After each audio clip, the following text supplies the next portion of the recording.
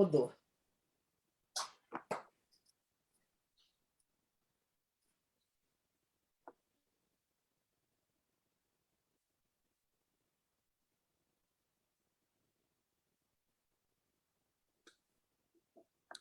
Atenção! Estamos ao vivo!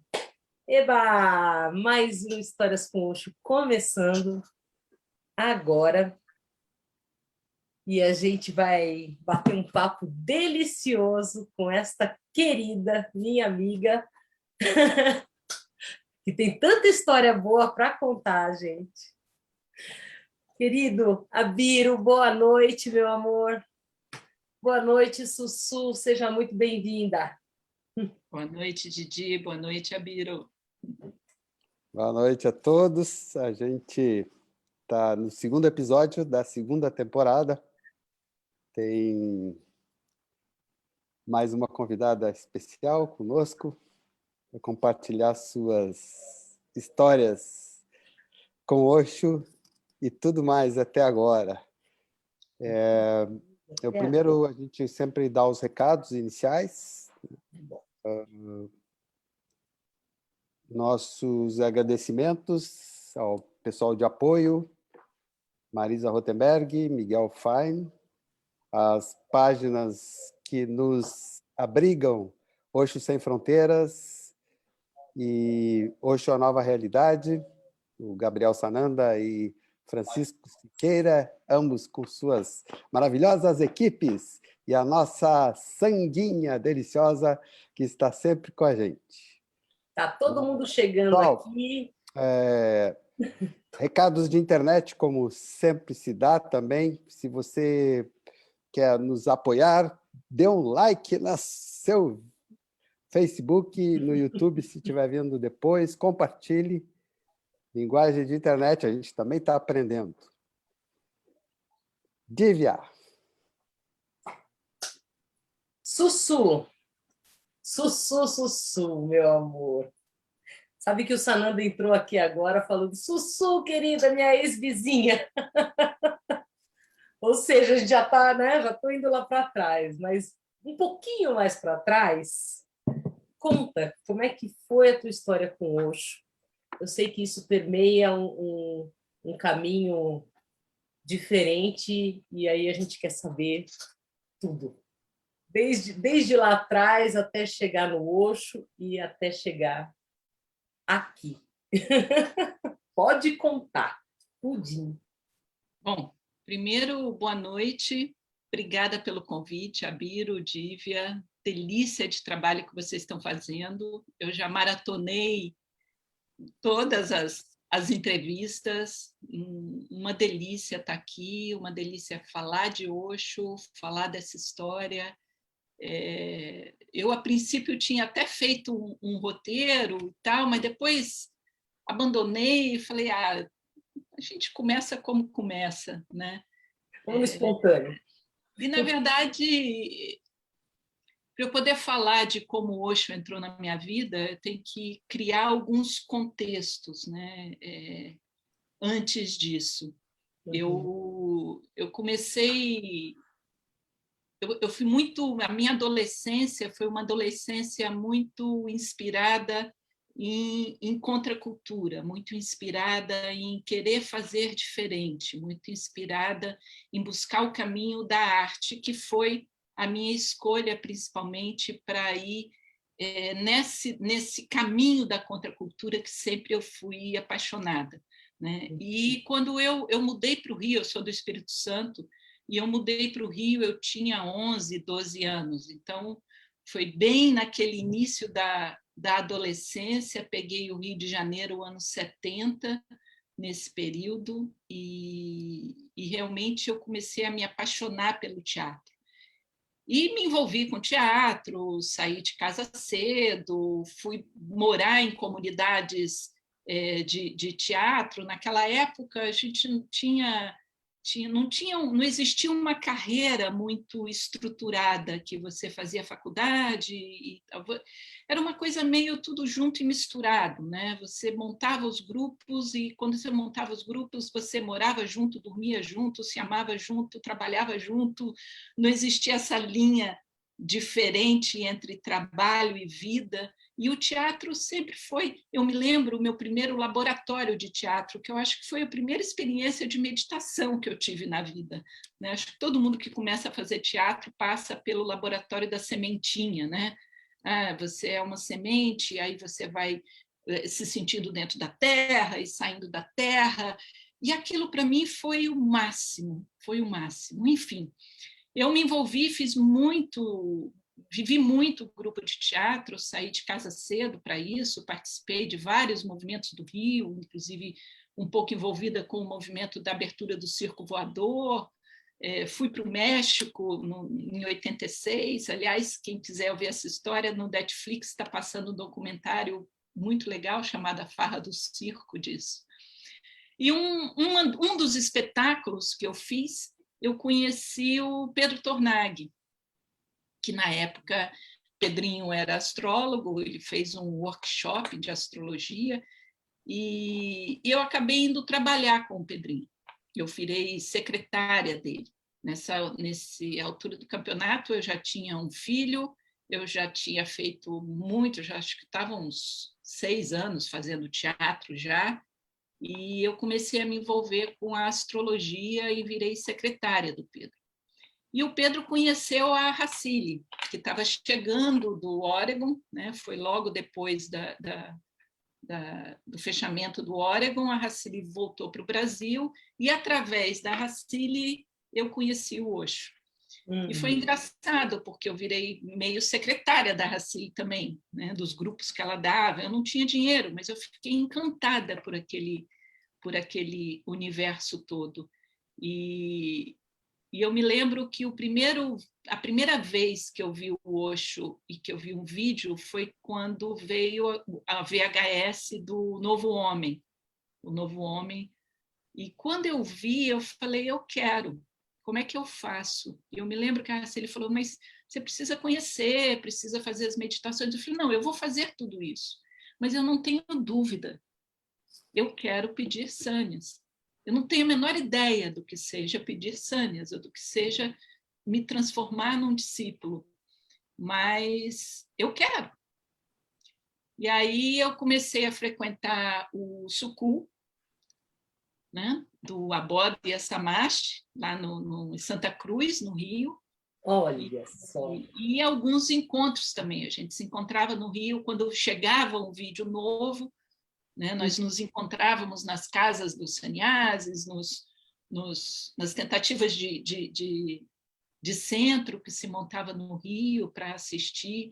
E desde então eu comecei a ler, porque na verdade Osho para mim ele trouxe esse lugar da meditação. Porque todo o trabalho antes de Osho que eu vivi da contracultura, do teatro, ele teve o aspecto da liberação sexual, da liberação do corpo, da maneira mais, da tentativa, pelo menos, de uma maneira de vida mais íntegra, mais coerente com aquilo que você é. E todo esse movimento eu vivi dentro da arte, principalmente dentro do teatro. E o que eu aprendi com o Osho, o que eu vim com o Osho, foi toda a meditação. Quer dizer, não adianta muito você... Ok, eu rompo com toda a minha estrutura cultural, eu rompo com a minha família, eu rompo com tudo isso, e aí? O que eu faço? Né? Para onde eu vou? Eu vou enlouquecer? Era nesse lugar que eu estava quando eu conheci Osho. E aí eu conheci a meditação.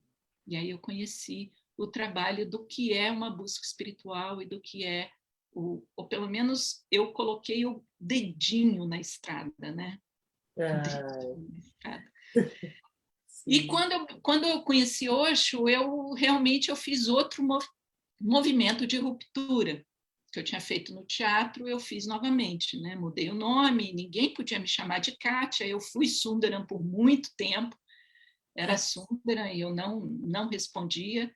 Eu Uau. larguei um casamento que não estava legal, meu filho estava com 1 aninho, mas o casamento já tinha acabado, então eu me separei, fiquei sozinha com meu filho, mudei de profissão, fui procurar emprego no jornal, porque eu só sabia fazer teatro, tinha feito teatro até então. E já que eu estava mudando de vida, mudando de nome, eu quero mudar de tudo, então eu vou mudar de profissão. Aí abri o jornal, fui procurar emprego, virei vendedora da Enciclopédia Britânica. Não, não, essa eu não sabia. Eu sei tanta coisa da história da Sussu, mas essa... Tá, espera um pouquinho aí, Sundara. Que ano nós estamos falando isso? Nós estamos Como é que falando foi? de 1988. 88, tá. E o nome? Como é que foi a história do nome? Então, a história do nome. Meu nome demorou muito para chegar, muito. Essa história de que eu conheci Osho era mais ou menos abril, maio, né? Então, eu mandei a minha cartinha lá através do Sucul em junho, eu acho. Eu só recebi a minha carta de volta em 99. O meu Sânias foi dado no dia... 89. Não, em 88, meu Sânias tem a data de 22 de dezembro de 88. Mas ele só chegou no Brasil para mim no final de janeiro. Que era 88, né, gente? É Índia. Então, vamos combinar que... O Correio, o Correio era encrencado. E aí eu recebi o nome, meu nome... Eu nem estava em casa, a minha casa sempre foi porta aberta, né? Essa é uma história à parte. Antes do Sânias era a comunidade do teatro, nós vivíamos juntos, e era sempre a minha casa, com todos juntos, junto embolado ali. E no Sânias não foi diferente. Quando eu comecei e conheci Osho, foi em 88, estava tendo um movimento no Rio de ecologia. A ECO foi a primeira feira ecológica que teve, foi em 88. Que foi, tá. Não, foi antes, foi em 88.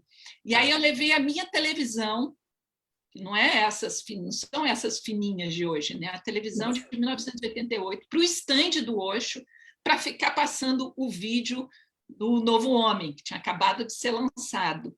E lá eu conheci o Sampurno. E o Sampurno estava sem ter onde morar, eu falei, vai morar na minha casa. Aí foi Sampurno, filho, ele tinha acabado de ficar viúvo, foi todo mundo morar na minha casa. Então, ficou eu, os filhos do Sampurno, meu filho. E eu tinha viajado em janeiro, o Sampurno recebeu meus Sânias e me falou por telefone o meu nome, né? Que é Prem Sundaram. E na época, eu não gostei muito, porque eu queria ser... Eu sempre fui eu fui uma criança muito sensível, sempre chorei muito, sempre fui muito mimimi, muito emocionada, né? E o teatro, como eu estava rompendo com tudo isso, eu queria uma coisa mais de mulher forte, de mulher que batalha, de mulher independente, de mulher que rompe com tradição feminina, feminista, adorava os movimentos feministas. Então, eu tinha uma coisa de querer ser mais agressiva até nesse sentido. Hoje eu falo mais agressiva, mas na época era mais forte. E aí meu nome veio Prem Sundaram, beleza do amor. Hoje eu falo beleza do amor, mas na época, sim, é lindo, mas eu achei tão... Falei, ai, não, de novo esse negócio, eu sou canceriana, eu quero romper com isso. Não chegou... Fogo, alguma coisa assim. Mais ou menos isso. E hoje eu amo, né? É engraçado porque depois de 30 anos parece que a compreensão é outra, né? Como que a gente recebe tanta coisa e não compreende o que está acontecendo. Era um pouco isso que acontecia comigo, né? Naquele momento. Eu tinha uma arrogância de achar que eu estava entendendo tudo que estava acontecendo nesse movimento. E, na verdade, não. Não estava.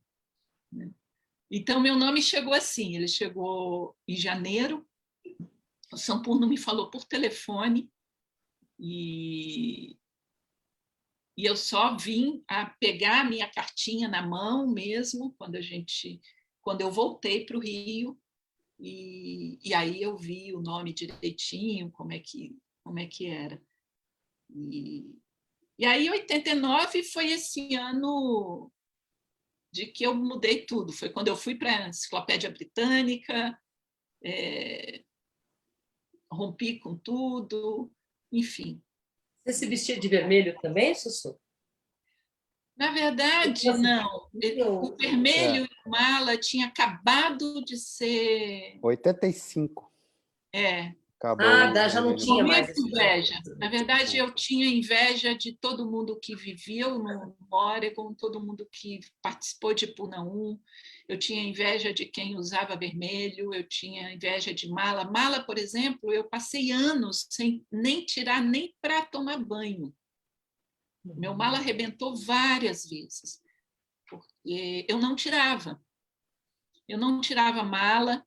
A minha casa tinha foto do Osho em todas as paredes. Todas as paredes. Era como se eu precisasse olhar para o Osho o tempo inteiro para eu me lembrar do que era importante na vida, do porquê que eu estava aqui. Era como se o tempo inteiro eu precisasse desse... Porque se eu tirasse Osho da frente, eu me perdia de novo. Era como se ele fosse uma âncora, né? E aí eu comecei a ler. Eu passei bem uns 15 anos só lendo Osho. Eu li praticamente todos os livros de Osho em português. Uma outra coisa que eu tinha muita inveja também era de quem falava inglês. E eu nunca tive a oportunidade de morar fora, de me dedicar ao estudo. Eu tenho dificuldade em aprender línguas. Uhum. E aí eu tinha que devorar tudo que vinha em português. E os livros vinham aos poucos, né? Era em conta-gota. Eu ficava indo nas livrarias e todo livro que era traduzido eu comprava, todo. Então, a minha biblioteca dos livros do Osho, não esses novos, né? Claro, depois de um tempo eu Os parei antigos, né? Os que eram realmente as não os transcrições, que né? estão na prateleira de autoajuda, aqueles que eram transcrições Reais, né? Dos reais discursos. lá dos discursos. Então, eu lia o tempo inteiro, o tempo inteiro. É como se Osho tivesse sido o meu grande terapeuta, na verdade. Cada livro de Osho que eu pegava para ler era um processo terapêutico que estava acontecendo na minha vida. Era o que... Acho que isso acontece não só comigo, deve acontecer com todo mundo que tem o impacto e a bênção de ser tocado por um mestre, né? É como se ele falasse comigo o tempo inteiro. Então, cada livro que eu pegava para ler era uma terapia. Outro dia eu peguei alguns para olhar, eu sublinhava, e é muito engraçado você ver hoje, depois de 30 anos, o que eu sublinhei há 30 anos atrás, naquele O momento. que me marcou, né? É. Delícia. A maior ledora dos livros do Osho, a Sussu. Sempre ela estava com algum livro, lendo algum livro do Osho em algum momento, sempre, sempre. Eu tenho uma dupla característica, ao mesmo tempo que eu sou bem social, que minha casa sempre teve muita gente, sempre foi uma comunidade, sempre entrou e saiu. Eu também tenho os meus momentos de solitude e os livros sempre foram os meus reais e grandes companheiros. E nesse período foi Osho foi minha base. Osho é minha base, não foi, né? Osho é a base de tudo que eu comecei a estudar nesse caminho do autoconhecimento e do desenvolvimento da espiritualidade. Foi por ele, foi a minha porta de entrada e é minha raiz. E é minha raiz até hoje. E nesse caminhar,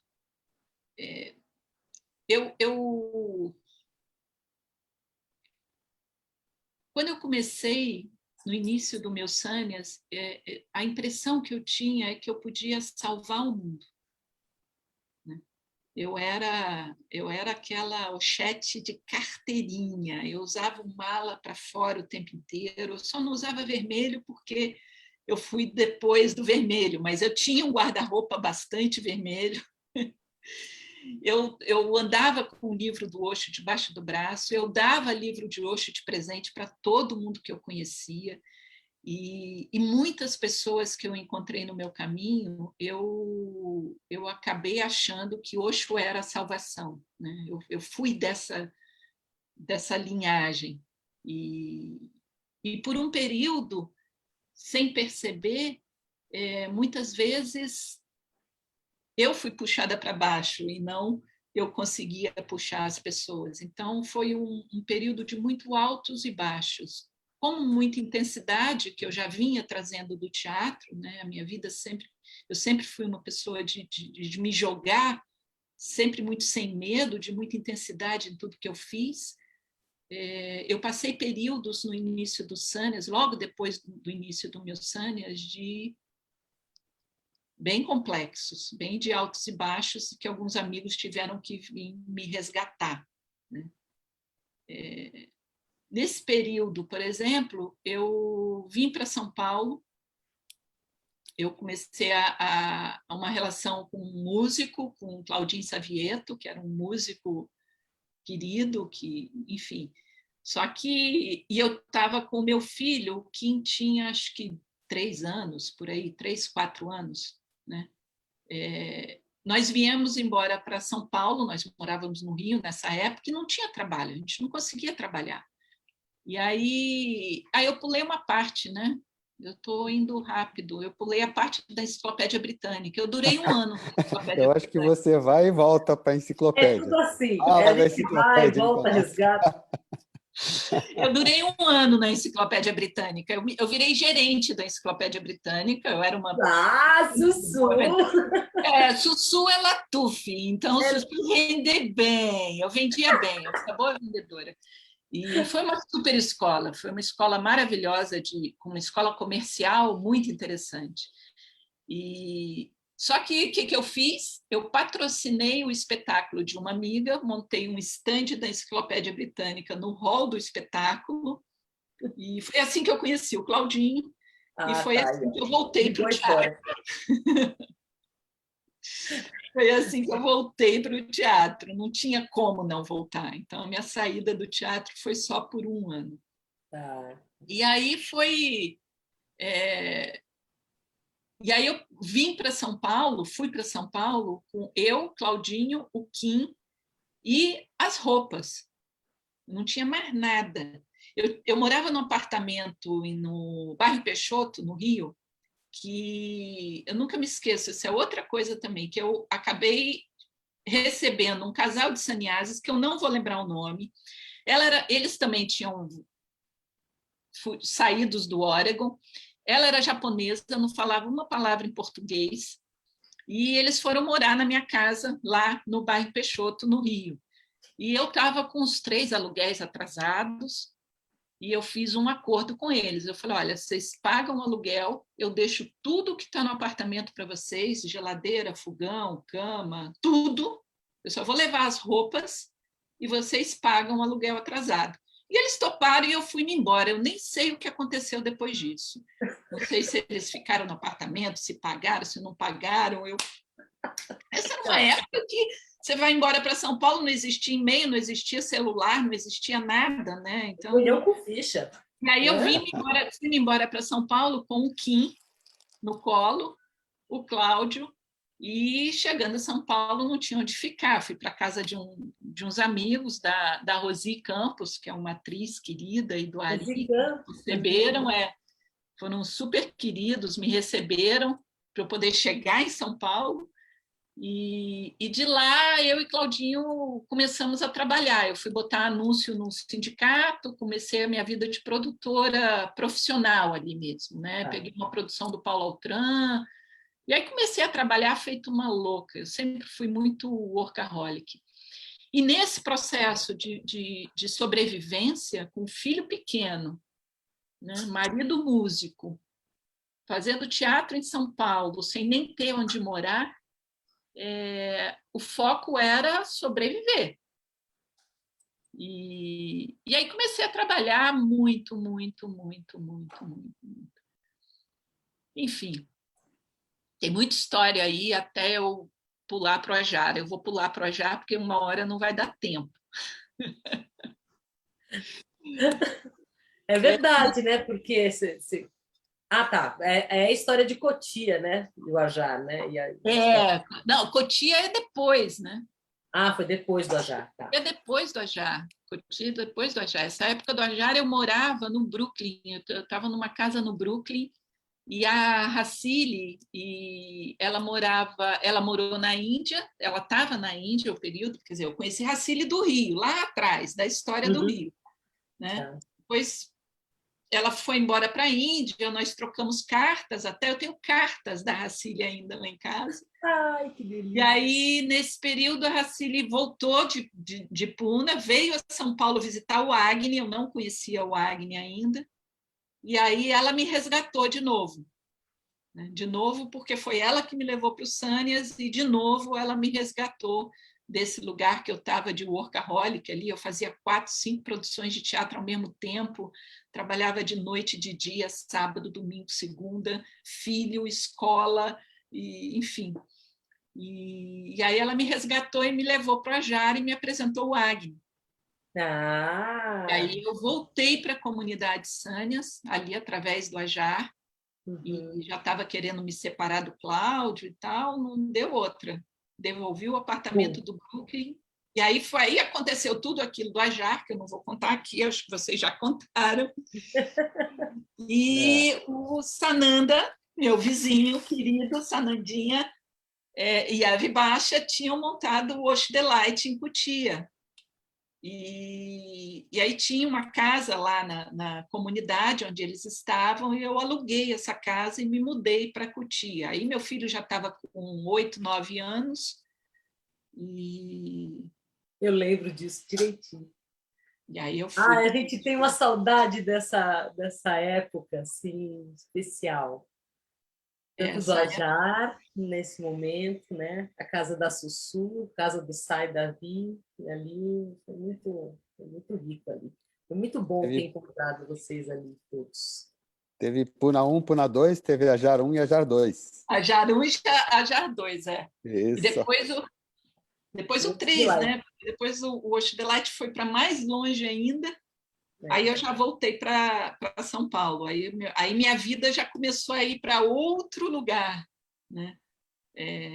Esse período de Cotia foi um período bastante especial também. De novo, a minha casa vivia com a porta aberta, as janelas eram baixinhas, né? Então a gente entrava ou pela janela ou pela porta, e não tinha... Tanta gente morou ali que eu não me lembro mais do nome de todo mundo. Né? A gente estava falando dos sofás, né? A gente não tinha sofá, a gente tinha colchonete forrado com almofada, porque, primeiro, isso liberava espaço na sala para as meditações, e os colchonetes viravam colchonete para as pessoas dormirem. Para receber uma massagem de algum amigo, sempre tinha alguém para atender ali também, da Renascimento, né? Era uma coisa meio... Casa-espaço, né? Sensacional.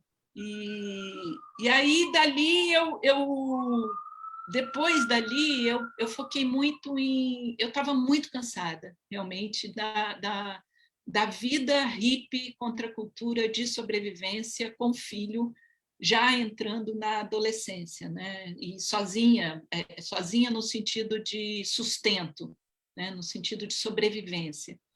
Porque, como eu falei, as casas eram minhas, então a estrutura material acabava sendo provida por mim. Esse é um talento que eu tenho. Né? Depois eu entendi o porquê, mais tarde, com o Wilber, vem da onde vem esse talento da matéria, da realização da matéria. Né? Então, as casas eram sempre as estruturas que o aluguel era em meu nome, as estruturas eram em meu nome, e as portas eram abertas, então as pessoas entravam, comiam, dormiam. Claro, quem morou dividiu realmente, mas nem todo mundo morou, as pessoas simplesmente passavam por, né? E eu trabalhava muito, então chegou uma hora que eu falei, não, para tudo, deixa eu... Tem muitas frentes abertas aqui na minha vida, deixa eu focar em uma, cuidar uma de cada vez, senão não vou dar conta. E foi quando eu resolvi realmente... Aí eu já tinha conhecido o Enneagrama eu conheci em 97, 97. com a Racile também, e o Enneagrama... Eu tenho alguns marcos na minha vida que me deram uma virada, sabe? Que a minha vida tomou outro rumo, sabe? Você vai numa estrada, algo acontece e você vai para um outro lugar. Aí algo acontece e você muda a paisagem. E alguns marcos desse, né? O teatro foi o primeiro, Osho foi o segundo e o grande marco na minha vida, que Osho deixou algumas dessas viradas, criam raízes bem profundas, né? Osho essa, é a minha principal raiz, o meu principal legado. E aí Enneagrama foi o terceiro, o conhecimento, o entendimento do porquê que eu fazia o porquê que eu fazia. E estava sempre com aquele mesmo resultado frustrante.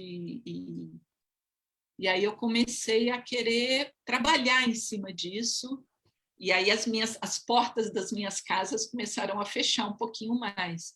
Comecei a me resguardar um pouco mais e focar nesse meu talento de realizar coisas, né? De transformar ideais em matéria, que era o que eu fazia no teatro. O que faz um produtor de teatro, né? Transforma sonhos, ideais em matéria, em concretização, sem dinheiro, normalmente, né? Naquela época não tinha patrocínio. Existia como existe hoje, umas estruturas grandes de patrocínio. A gente produzia... captar a pessoa na rua, né? Bilheteria, né? Trabalhava com permuta normalmente... E os criativos são criativos. Eles elaboram e querem realização muito maior do que o budget, do que o orçamento que você tem para realizar. Então, essa foi a minha profissão, né? Realizar coisas a partir de ideais, a partir de sonhos, a partir de movimentos de alma, a partir de coragem do não estabelecido, né? Foi assim no teatro e foi assim nesse momento da minha vida, quando eu comecei... Eu sempre fui boa em fazer conta, e aí eu comecei a vender ingresso, a fazer gestão de shows, de eventos, de teatros, administrações de teatro. E eu voltei todo esse meu olhar para esse lugar da construção de gestão de entretenimento, gestão de bilheterias, gestão de shows, gestão de teatros. E foi assim que eu comecei a construir minha carreira, de novo, trabalhando muito. Aí saí de Cotia, fui para o Labitare, do Labitare eu fui para Salvador. No Labitare foi uma coisa bem interessante também, porque foi onde eu conheci a Ticketmaster e eu tinha montado uma empresa de ticketing no final dos anos 90. Né? Depois do Enneagrama, quando eu resolvi focar no enraizar mais, comprar sofá.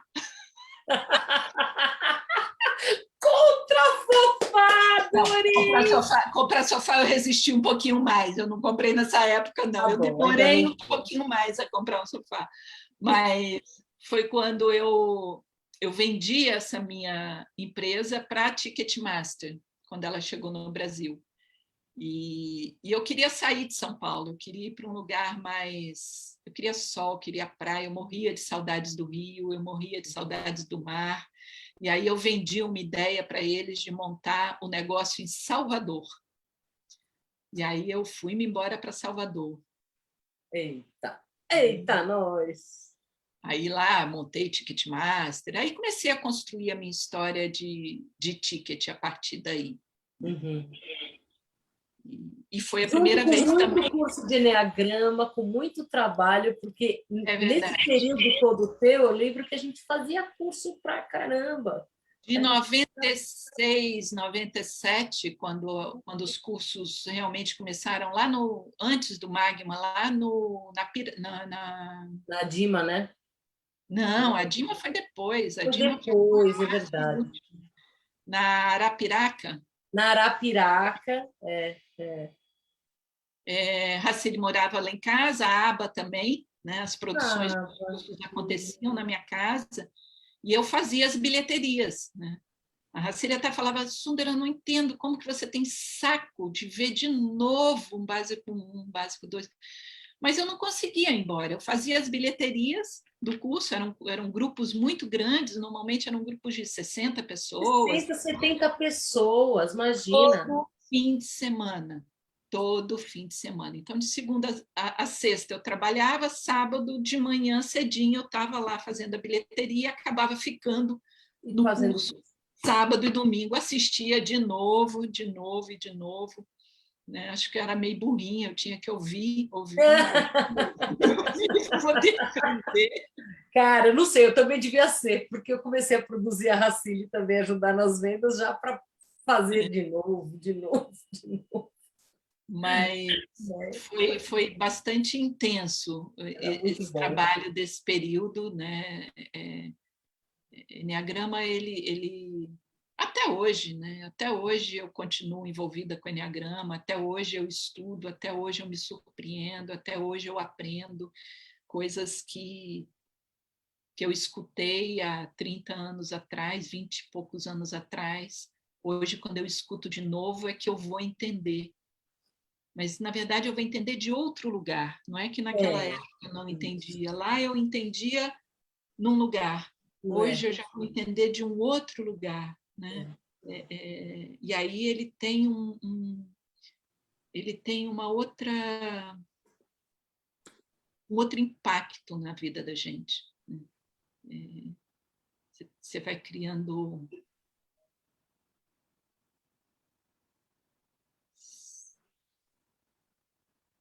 Eu não sei falar, eu não tenho palavra para falar. Ótimo quando a gente não acha toca em um outro palavra. lugar, ele toca em um outro lugar que o trabalho ele deixa de ser feito por você. Quando você escuta pela primeira vez, você escuta ele daqui desse lugar e você tem a certeza arrogante de que é você que vai fazer o trabalho.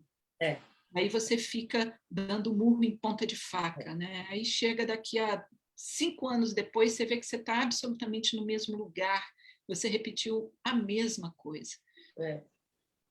E aí você continua, e aos poucos, quando você vai enxergando de outro lugar, você tem a certeza que esse trabalho é um trabalho que não é mais feito por você. Ou não por esse você que você acha que você é. Isso. Então, mas o recebimento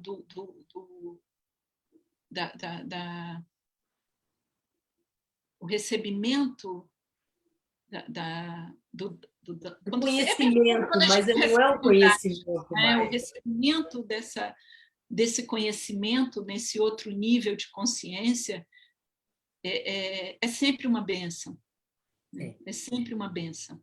E, às vezes, eu continuo uma leitora ávida. Né? Eu já passei, depois de Osho, eu passei por Wilber, que eu vou falar daqui a pouquinho, também fui uma leitora ávida, né, de Wilber, também li tudo de Wilber em português, fiz 3 cursos com o professor Ari, aliás, meu querido professor Ari, fiz cursos com a Racine, de Wilber, fizemos grupos de estudo, fiz formação integral com o Marcelo no Instituto Xi, fiz muita coisa de integral, e agora eu comecei a ler, eu terminei de ler um livro do Aurobindo. E é muito interessante quando você recebe uma leitura assim, Tem momentos que você lê um parágrafo inteiro e você não entendeu nada. Aí você lê de novo, você lê umas 5 vezes. Tem um momento que a compreensão vem, mas ela vem de um outro lugar. Não do esforço de querer Aí compreender. você tem que parar, absorver, não tentar entender com a mente racional, lógica, mas absorver aquela compreensão, e meia hora depois você vai ler e você vai continuar não entendendo. E você vai ter a impressão de que aquela compreensão não valeu, mas muito pelo contrário. Quando você se observa no seu dia a dia e na sua prática, você percebe que aquela compreensão ela está presente. Você não vai saber falar sobre ela, mas ela está presente na sua ação, na sua vida, nas decisões que você toma da sua vida e naquilo que você está construindo no mundo como comunidade e como amor, como vida, né? E aí você compreendeu. Porque não adianta nada a gente estar lendo, entendendo, fazendo, né, palestras e aulas, e ensina aqui, ensina ali, se o seu dia a dia na vida continua igual. A gente continua não criando empatia, a gente continua fingindo que entende o outro, a gente continua usando as frases feitas que existem hoje. E hoje no mundo, o mundo está muito diverso, né? Está muito rico em todos os sentidos, para cima e para baixo, né? Hoje eu vejo isso, o mundo está rico para cima, você tem coisas fantásticas acontecendo, e rico para baixo também tá pesado, está dark, né? Então, não é nem só para cima e nem só para baixo, é o mundo, é a vida. Então, não adianta a gente estar aqui ou se propor. Essa foi a minha proposta quando eu me tornei sannyasi do Osho, que é estar no mundo e não ser do mundo, mas estar presente do mundo e colaborando para que ele seja um mundo de mais luz, de mais amorosidade, de mais empatia com o outro, não a partir das suas crenças ou a partir daquilo que você acredita como única verdade, mas a partir da diversidade de formas de uma única verdade ser dita. Então, já me perdi, já não sei mais em que ano eu estou. Nossa, mas está lindo demais estar falando, tá maravilhoso. Acho que eu estava em Salvador, né? Não, eu acho que você está no planeta aqui e agora. É verdade. Então, é verdade. Com a nossa espaçonave, a gente viaja para um lugar e viaja para o outro. Você falou que foi para Salvador por conta do clima também, que você queria praia, tinha saudade do Rio de Janeiro. Pois é, mas em Salvador eu realizei uma coisa que eu não sabia naquele momento. E, na verdade, eu também só soube muitos anos depois, né? Quando eu fui estudar o Wilber, é que eu entendi o que tinha acontecido. A gente, ainda mais New Sânias, né? Você acabou de tomei Sânias há pouco tempo, a gente descobre uma realidade, uma dimensão tão fantástica, e junto com ela vem uma arrogância de que nós temos o poder de muita coisa, né? E um poder individual. Por mais de vida em comunidade que eu vinha, né? Essa arrogância ela vem de achar que você é dono da sua vida, que você decide, que você tem realmente um livre-arbítrio e que o coletivo não te pega. Ainda mais quem viveu contra a cultura, né? Você vai ler um livrinho agora, Abiro, que vai falar muito desse lugar, desse narcisismo de achar que ninguém manda em mim, eu faço o que eu quero, na hora que eu quero, a decisão é minha e eu não sou influenciada pela minha família, pela minha cultura, por nada. Eu quero mudar tudo isso. Eu venho dessa escola, né?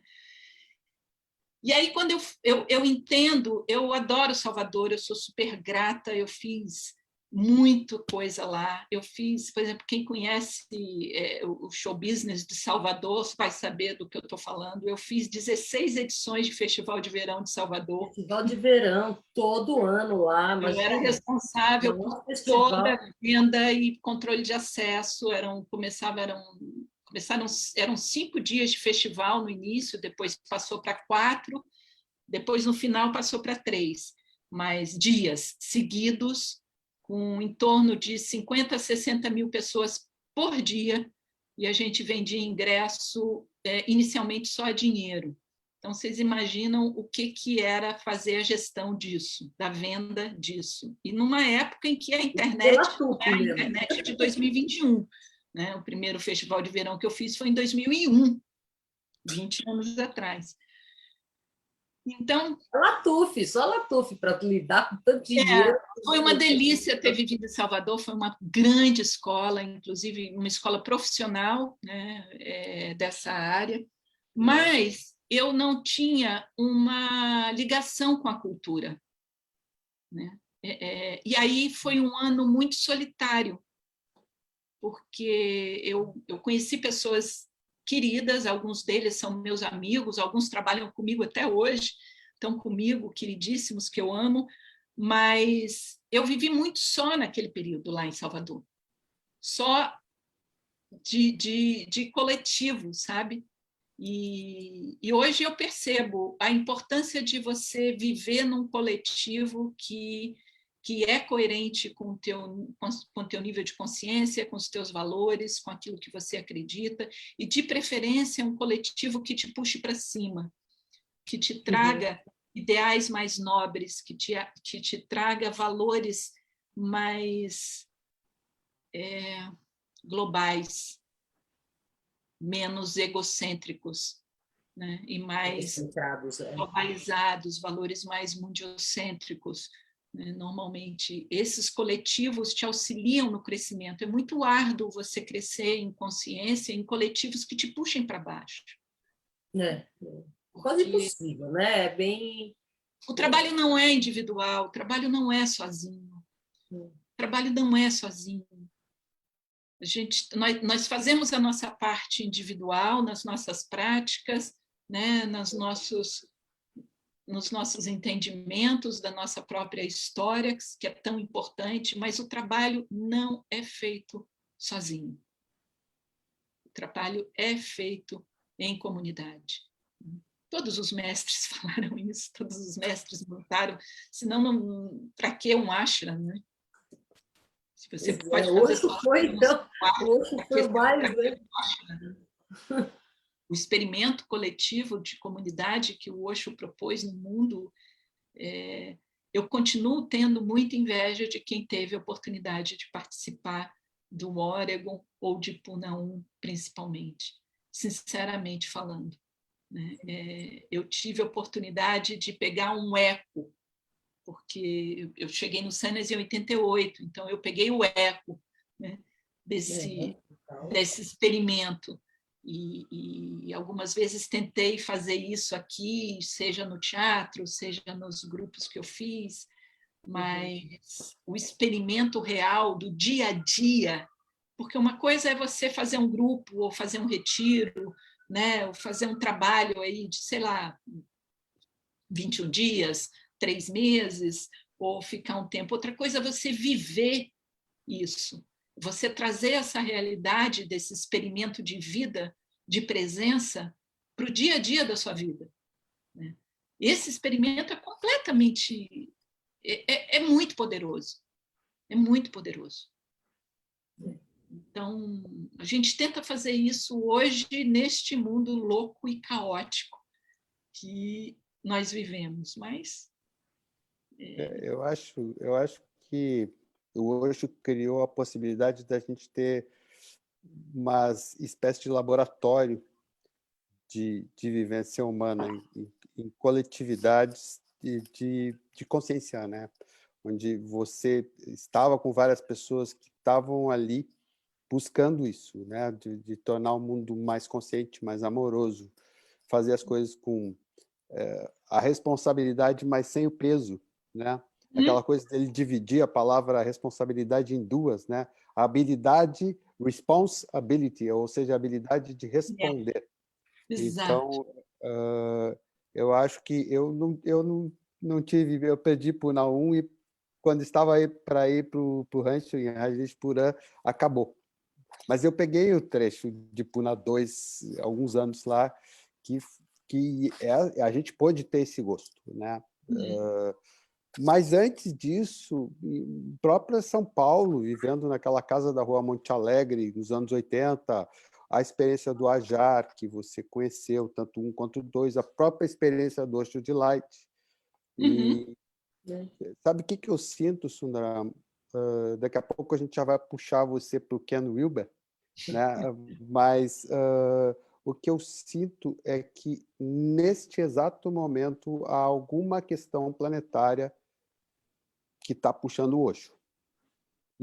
Eu estou sentindo isso muito forte, não só com essa brincadeira que a gente faz aqui, que a gente tem encontrado muita gente, né? Mas eu e a Diva encontramos 2 pessoas na Itália que estão fazendo um trabalho magnífico, vão estar com a gente lá mais na frente um pouco, né? Um cara está terminando um documentário sobre o Osho, tem outro que acabou de escrever um livro sobre a prisão dele, que foi advogado dele, recém-lançado. Então, eu acho que todo esse experimento, ele não só não foi em vão, como, de alguma forma, ele está eclodindo sobre outras formas. A gente está com essa responsibility agora, né? Sem Então, dúvida, tudo Bibos. Eu tenho muita curiosidade de tentar, e às vezes eu fico tentando imaginar como seria o trabalho de Osho em 2021. Porque o mundo...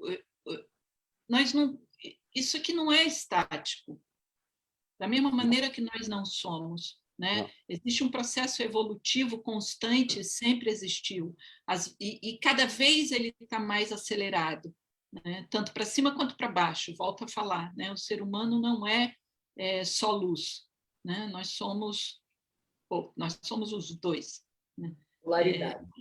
Nós somos os dois, sem dúvida nenhuma. Estar encarnado é estar com os dois o tempo inteiro, com a luz e com a sombra. Né? Onde tem luz, matéria, tem sombra. Né? Então, esse é o processo. E quanto maior a luz e a matéria mais matéria, mais densa, ela cria sombra. Então, a luz e a sombra, ela é constante no humano. E eu gostaria muito de ouvir um discurso de Osho em 2021. Para este ser humano de hoje. E hoje, com essa geração com ansiedade, com geração dos síndrome de 20, pânico. 30 anos, né? Que é uma geração bem interessante. Essa geração que está nascendo agora, né? Como é que ela vem? Você vê uma aceleração muito forte, tanto na compreensão quanto na rapidez de pensamento, na inteligência, na agilidade. Então, vem... Aliás, deixa eu só falar, porque a Sussu, ela trabalha você trabalha com gente jovem, né? Sim, então, adoro. Na verdade, ela fala isso de carteirinha, porque a Sussu convive, né, com essa nova geração, né? Fala um pouquinho disso, Sussu. Você tem só para finalizar esse pensamento importante, você tem sinapses diferentes sendo feitas no ser humano. Então, você cria pensamentos diferentes que nós, com o nosso hábito, né, nós temos um hábito de pensamento constante. Eu sempre penso por aquele caminho. A sinapse que eu faço vai sempre por aquele caminho. E é árduo. Haja dinâmica, haja meditação para tentar, que eu acho que foi um pouco o que o trabalho do Osho introduz, né? E quando a gente tem a prática muitos dias constantes de meditação ativa, você começa a pensar diferente. É óbvio, porque você vai ensinando a teu corpo, a tua mente, tudo começar a fazer conexões diferentes. Então, você tem pensamentos que você não imaginava ter. Então, existe toda uma geração chegando, e constante, ela já chegou antes, essa geração dos 20, ela tem isso, e essa geração que está nascendo agora, que ela vai fazendo conexões completamente diferentes. Completamente. A sociedade é outra, né, também. Vão existir pensamentos e paradigmas que nós vamos ter dificuldade de acompanhar. Nós vamos ter dificuldade de acompanhar. E hoje, às vezes, outro dia eu conversava com meu filho e estava me falando o mundo está nesse momento, né? O momento de Covid, ele está trazendo muito esse rompimento pesado de estruturas viciadas de muito tempo, né? E eu acho que veio para acelerar muito esse processo de mudança. Agora, você fala assim, para onde você acha que vai? Não tenho a menor ideia.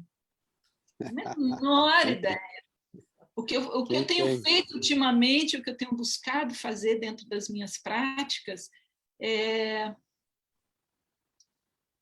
que esse é o maior aprendizado que eu tive com Osho, né? Que são as práticas de meditação, cada período as suas, né? Eu já tive as minhas fases, já tive a minha fase de dinâmica Kundalini, já tive minha fase de campos de meditação. Todo final de semana a gente fazia um campo, que delícia que era aquilo. Né?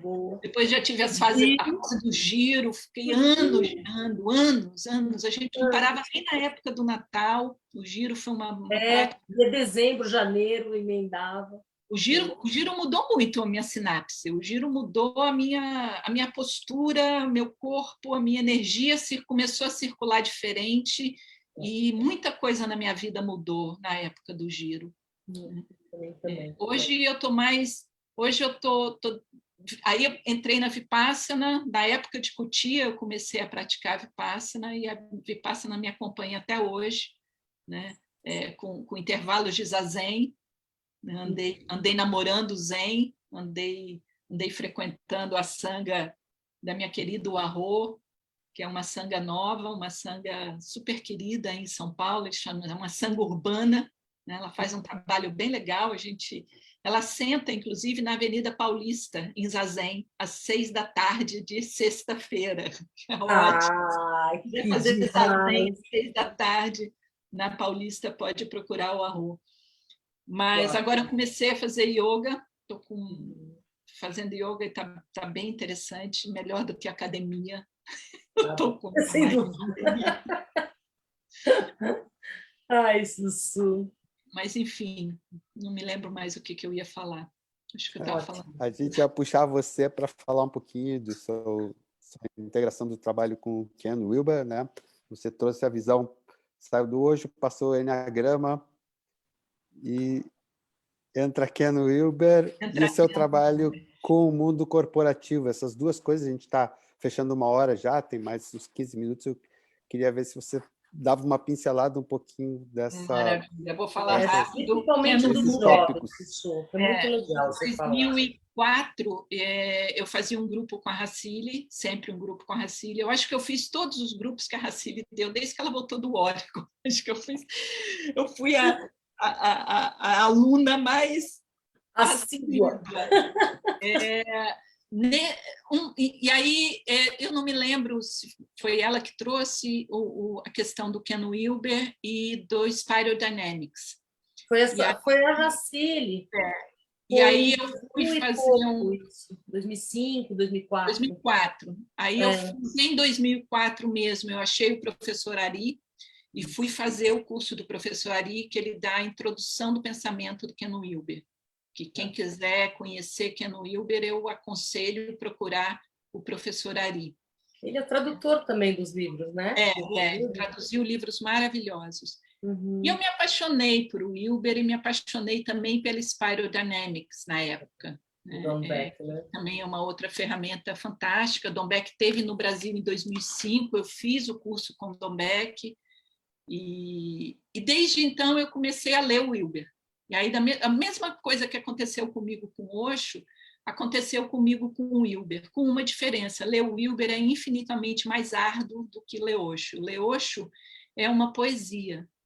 Ele fala direto para a sua alma, né? Não que tem momentos que o Wilber não fale, mas o Wilber é árduo, o Wilber ele às vezes tem uma você precisa entender a base do pensamento dele para compreender o que você está lendo, senão ele fica uma leitura pesada mesmo, difícil de entender.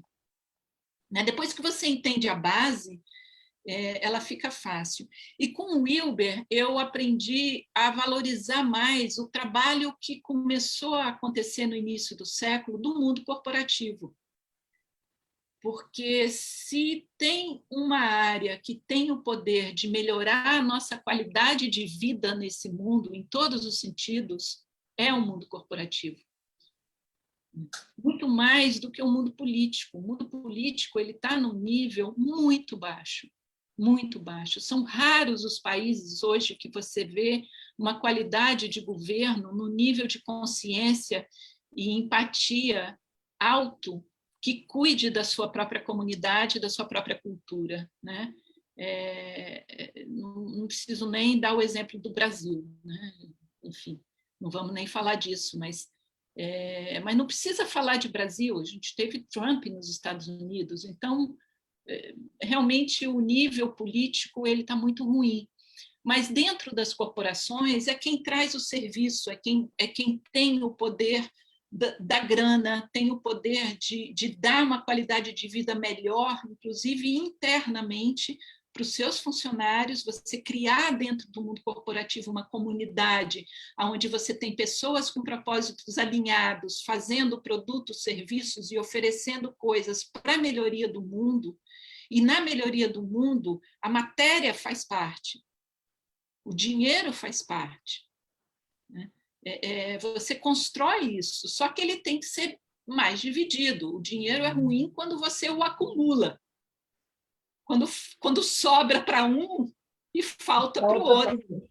O problema não é você estar numa qualidade, você ter uma qualidade de vida financeira estável. Esse não é o problema. O problema é quando sobra aqui e falta ali. Esse é o problema. Né?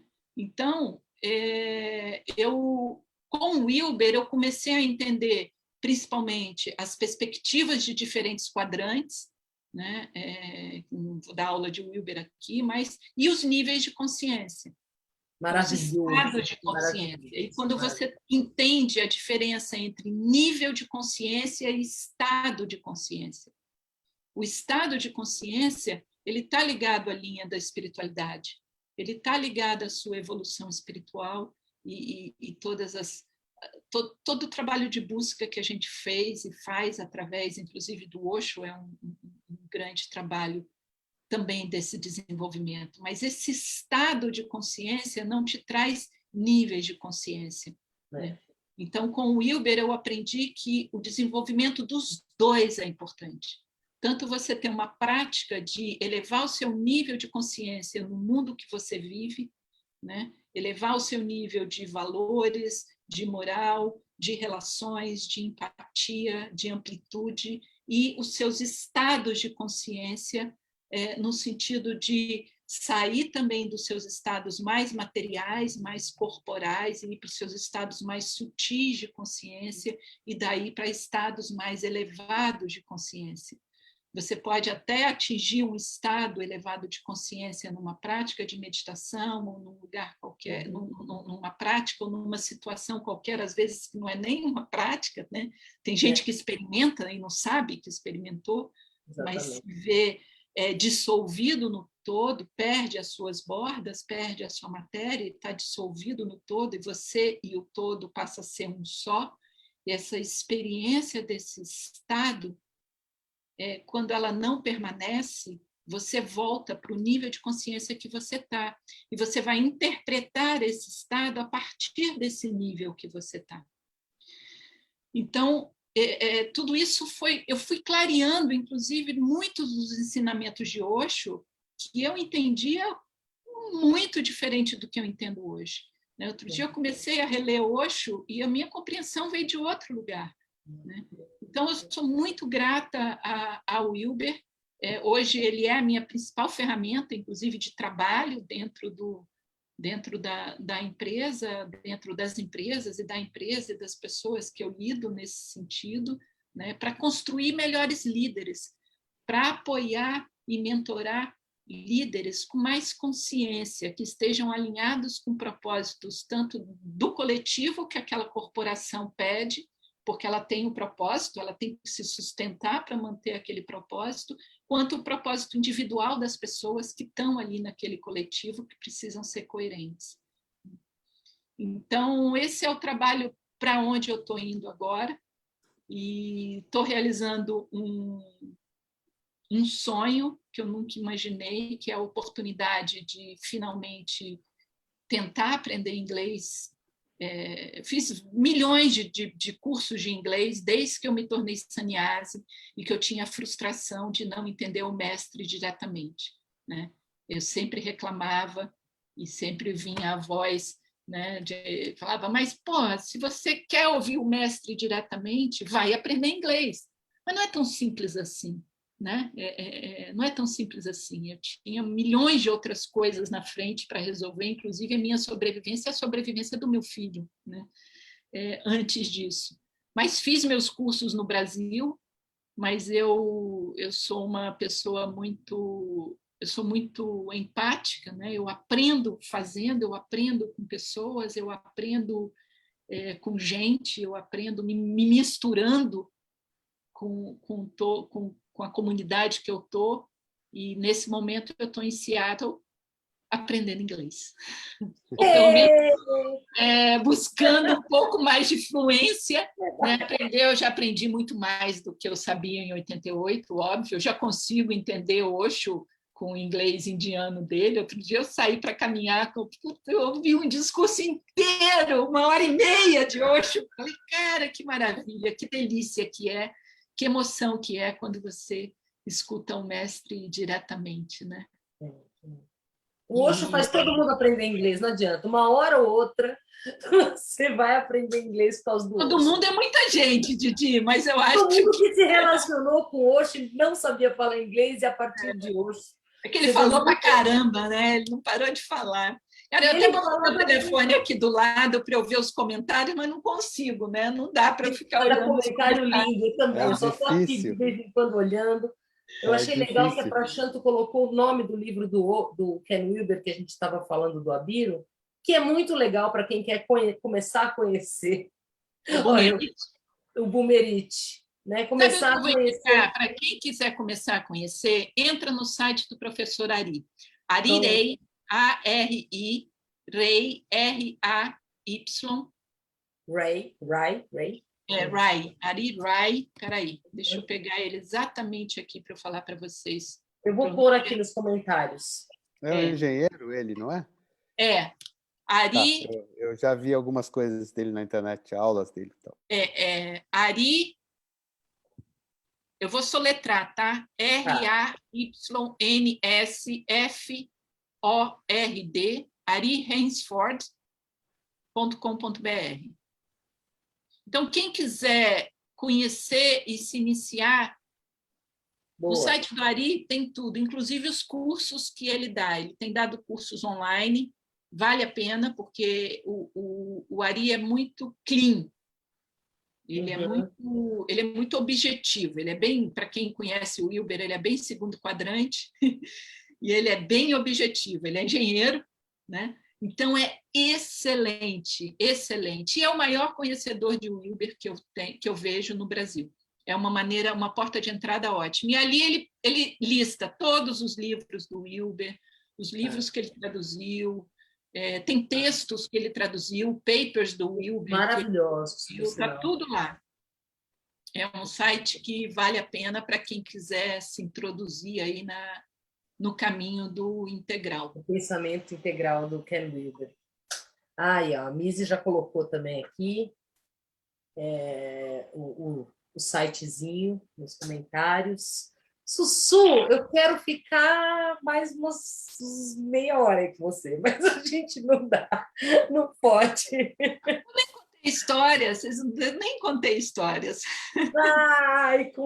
Mas olha, Você foi além das histórias. Você foi além. Você foi com o teu exemplo de caminho e de interpretação de tudo que você aprendeu. Para mim, bate muita coisa que a gente acabou vendo juntas, a certa altura da nossa jornada, que é tocante e emocionante. E Osho veio através de você também, para mim, né? Lá vou eu. E dos livros e das coisas que a gente compartilhava juntas nos cursos, de tanto crescimento, tanto choro, tanta dor para acordar esse potencial humano, né? E fazer realmente algo crescer dentro da gente.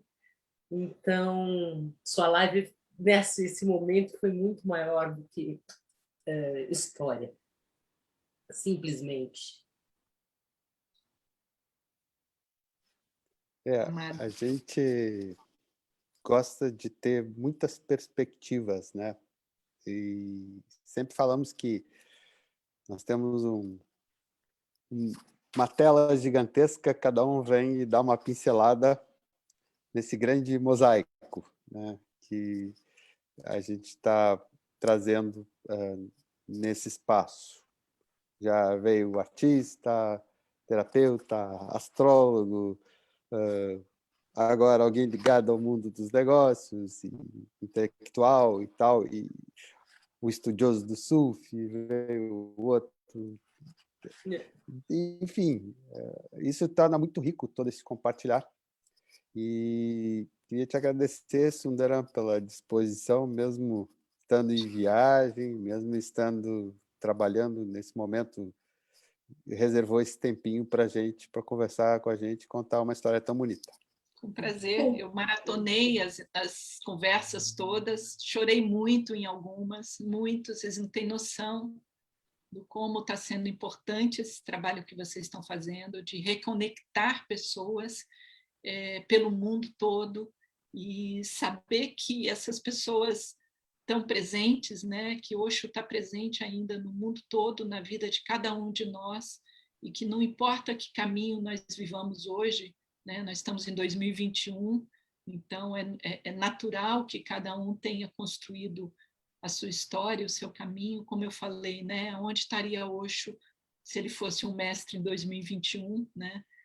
Cá está. Cá está. Então, não, eu digo assim, no seu discurso Sim, mais comunitário, né? No seu trabalho, na sua forma, né? Como disse Racine, ele teria o celular mais moderno. Exatamente. Ia ficar ligando para os sannyasis e para esse livro. Exatamente. A gente, 9h30, recebeu uma ligação de Osho, né? E foi assim, está sendo uma delícia esses encontros. E quando a Dívia falou, eu falei, Didi, imagina, você não tem história para contar, né? Eu não vivi, muita gente diz isso. Não vivi hora, eu não vivi nada disso. Mas foi, assim, tem sido uma delícia, né? Semana passada, Maníaco, nossa, quanta... Eu escuto Maníaco até hoje. Pois é! Uma playlist Words Sounds. Então, quem está nos assistindo, falou que tem, eu também tenho, eu tenho todos aqui, todos. Tem dias que eu deixo ela plugada só ouvindo Osho Sounds, assim, sai dançando, né? Como a gente instantânea. Não cansa de falar, o playlist inteiro está no YouTube, e o seu já vai estar amanhã também, né? A Dívia faz um grande trabalho com essa coletânea toda e disponibilizando esse material todo, e a gente vai seguir o trem. Temos mais 8 entrevistas gravadas, que a gente está no trabalho ainda de tradução, de legendas e tal, bem bacanas. Fiquem todos ligados e vamos maratonar. Eu aconselho. Quem conhece e quem não conhece o mundo de hoje. Porque história é a história de cada um, né? Exato. essa pincelada que É de cada um e é de todos nós ao mesmo tempo. Exatamente.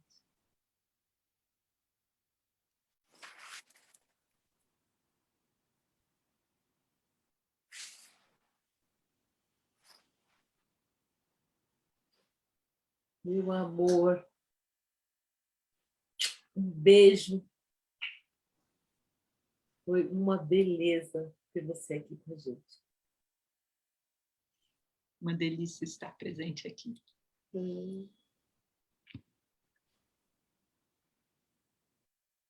Gente, até semana que vem. Tem mais um convidado bem especial. Obrigada pela presença de todos e vamos que vamos.